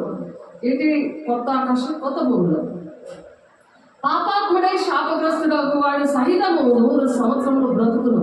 శాపగ్రస్తుడు కూడా పాపంతో ఉండే మనిషి కూడా చూడండి, పాపాత్ముడై శాపగ్రస్తుడు వాడు సహితము 100 సంవత్సరాలు బ్రతుకును. జనులు ఇండ్లు కట్టుకొని వాటిలో కాపురం ఉందురు. అక్కడ కూడా ఇల్లు కట్టుకొని కాపురం ఉంటారట. ద్రాక్ష తోటలు నాటించుకొని వాటి ఫలములను అనుభవింతురు. వారు కట్టుకున్న ఇండ్లలో వేరొకరు కాపురం ఉండరు. కట్టుకున్న ఇంట్లో ఇంకొకరు దూరిపోయి వాళ్ళు ఆక్యుపై చేస్తారు. అలాంటివి ఏమి జరగవు. నాటుకున్న వాటిని వేరొకరు అనుభవింపరు. చెట్లు నాటితే వాళ్ళు అనుభవిస్తున్నారు కానీ నాటిన వాళ్ళు అనుభవించట్లేదు. ఎవరైతే సంపాదిస్తున్నారో ఆ డబ్బు ఇంట్లో వాళ్ళు బయట ఆక్యుపై చేస్తున్నారు. కానీ అలాగ అక్కడ ఉండదు. ఏంటంటే పాత భూమి గతించిపోద్ది, కొత్త ఆకాశం కొత్త భూమిలో ఎలా ఉంటుంది అంటే ఇది చెప్తున్నారు. వారు కట్టుకున్న ఇంట్లో వేరొకరు కాపురం ఉండరు. వారు నాటుకున్న వాటిని వేరొకరు అనుభవింపరు. నా జనులు ఆయుష్యము వృక్షాక్షమంతా తగును. వృక్షం యొక్క ఆయుష్ 4000 సంవత్సరాలు. అది అక్కడ జపాన్లోనే ఎక్కడ ఉంది, ఇంకోటి యెరూషలేము పట్టణంలో ఉంది. ఆయుష్ వృక్షం యొక్క ఆయుష్ ఎలా ఉంటుందో మనుష్య ఆయుష్ కూడా అలా ఉంటుందట. కాబట్టి వృక్షాయుష్మంతా దగును. నేను ఏర్పరచుకున్న వారు తాము చేసుకున్న దాని ఫలము పూర్తిగా అనుభవిస్తారు. ఇక్కడ ఎంతైతే మనం కష్టపడతామో, ఎంతైతే దేవుని బిడ్డల కోసము దేవుని ప్రజలు అందరూ అని ప్రేమించామో, దేవుని ప్రేమతో వాళ్ళని ప్రేమించి మరి ఎంతైతే బాధపడ్డామో అవన్నీ కూడా ఆ ఫలమట పూర్తిగా అనుభవిస్తామంట. వారు వృధాగా ప్రయాసపడరు. ఆకస్మికముగా కలుగు అపాయం నందుటకే పిల్లల కలలు వారి యెహోవా చేత ఆశీర్వదించబడిన వారు అగుదురు. వారి సంతానపు వారు వారి యొద్దనే ఉందురు. వారికి ఈలాగు జరుగును. వారు వేడుకొనుక మునుపు నేను ఉత్తర్మించదను. ప్రార్థన చేయకముందే జవాబులు వచ్చేస్తాయి. అక్కడ ఏదైనా అడిగితే వారు మనవి చేయించుండగా నేను ఆలకించదును. తోడేళ్ళు గొర్రెపిల్లలు కలిసి వేయును. తోడేళ్ళు గొర్రెపిల్ల కలిసి మేత వేస్తాయట. సింహము ఎద్దువలే గడ్డి తినను. సర్పమునకు మన్ను ఆహారమగును. నా పరిశుద్ధ పర్వతంలో అవి హాని అయినను నాశనమైనను చేయకుండాను అని యెహోవా సెలవిచ్చుచున్నాడు. ఇవి ఇప్పుడు గ్రాఫిక్స్ లోని మరి టిక్ టాక్ లోనూ వస్తున్నాయి. ఇప్పుడు చూపిస్తున్నారు. టెక్నాలజీ తెలిసిన వాళ్ళు యూట్యూబ్లో చక్కగా ఇవే చూపిస్తున్నారు. కాబట్టి వాక్యం తెలుసుకున్న వాళ్ళు ఇవి యెషయా గారు ప్రవచించారు. అది నెరవేర్పు కాలం దగ్గరకు వస్తుంది. ఈ కాలము గతించిపోయే పరిస్థితులు, ఈ అంచె దినాల్లో యుగాంతం అనేది జరిగే పరిస్థితులు ఉన్నాయి. కాబట్టి ఆ కొత్త ఆకాశం కొత్త భూమిలోనికి మనం ప్రవేశించడానికి సిద్ధపడాలని దేవుడు మనం దీవించి ఆశీర్వదించినందుకు దేవునికి అనేకమైన వందనాలు చెల్లిస్తూ మనం ప్రార్థన చేసుకుందాం. పరిశుద్ధుడా, ప్రేమగల దేవ, మహిమగల దేవ, అభిషేకుడా, అయ్యా నీ కృపను బట్టి నీ ప్రేమను బట్టి నీకు వందనాలు ప్రభా. అనేకమైన విషయాలు చెప్పి మమ్మల్ని సాల్వ్ చేయడానికి మా మంచికి వచ్చిన దేవా నీ కోట్లాది వందనాలు స్తోత్రాలు చెల్లిస్తున్నాను ప్రభా. చేతులెత్తున మా బిడ్డలందరినీ మీరు దర్శించండి, మాట్లాడండి, సరి చేయండి. అయ్యా నూతన యెరూషలేము పట్టణానికి నేను మమ్మల్ని వెళ్ళాలని సిద్ధపడమని నేను సిద్ధంగా ఉన్నానని మీరు మాట్లాడే విధానం బట్టి వందనాలు ప్రభా. అయ్యా మనం ఏది మీకు ఇష్టం లేదో అవన్నీ తీసివేయండి యేసునామములో. ప్రతి ఆటంకాలు ప్రతి ఒక్క గృహముల నుంచి ప్రతి ఒక్క సంఘములో నుంచి మా దేశంలో నుంచి యేసునామములో లైవ్ అయిపోవాలి కదా. మహిమగల నామములో బయటికి అయ్యా ప్రతి చీకట్లో అంధకార అయ్యా దురాత్మ శక్తులను యేసునామములో లైవ్ అయిపోవాలి కదా. మహిమగల నామములో పాపం నుండి శాపం నుండి ప్రతి ఒక్కరిని విడిపించుదురు కాక యేసునామములో. అయ్యా నూతనమైన ఆత్మ, నూతనమైన హృదయం, నూతనమైన మనస్సు ప్రతి ఒక్కరికి కలగాలి కాక యేసునామములో మీరు అభిషేకించి అయ్యా నీ బిడ్డలు నీకు ఇష్టంగా మీరు నడుచుకోవడానికి మీరు సహాయం దయచేస్తున్నారు. బాధలు బ్రతుకులాడుకుంటున్నాం అయ్యా. అయ్యా నీ వాక్యం దూరంగా ఫలింపు దయచేయండి. నీ సాక్షులుగా నిలబెట్టుకోండి.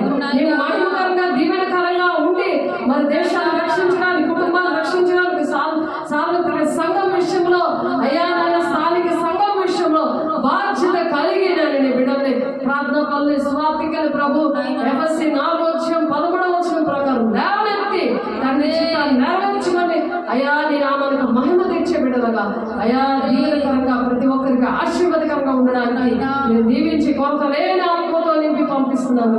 వందనాలు స్తోత్రాలు చెల్లిస్తూ యేసే పరిశుద్ధ నామములో బ్రతిమలాడి వేడుకుంటున్నాం తండ్రి. ఆమేన్. తండ్రి యొక్క దీవెన, కుమారుని యొక్క కృప, పరిశుద్ధాత్మ యొక్క నిత్య సహవాసం మరి ప్రతి ఒక్కరికి కూడా నా తండ్రి రక్షణ పొందడానికి పొందుకున్న బిడ్డల ప్రభ అనేక మందిని తీర్చిదిద్దడానికి తండ్రి చిత్తం నెరవేర్చడానికి కావలసిన అభిషేకము దయచేసి సదాకాలము తోడేంటి నడిపించును గాక. ఆమేన్. God bless you. దేవుని వందనాలు. దేవుని మిమ్మల్ని దీవించి ఆశీర్వదించును గాక. ఆమేన్.